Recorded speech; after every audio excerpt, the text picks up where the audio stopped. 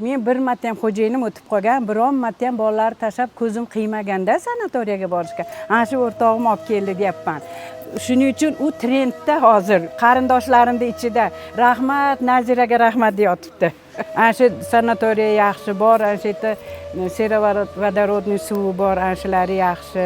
O'zgarish qanaqa o'zida? Ha, yaxshi. Endi bilinadi-da, endi ketsak, ular ham aytdiki, olib ketganimizdan keyin bilinadi. Lecheniya olsangiz sirazi bilinmaydi, 5-6 kundan keyin bilinadi-da. Ukollar oldik. Nimaga shu yoshgacha sanatoriyaga bormagansiz, Tamogani yoki biror joyga? Aytyapman-ku, xo'jayinim o'tib qolganlar. 3 ta bola bilan qolganman. Ularni yeb ichishi, yashashi, maktabi, o'qishi, yotish turishi hammasi bitta o'zimga qolgan.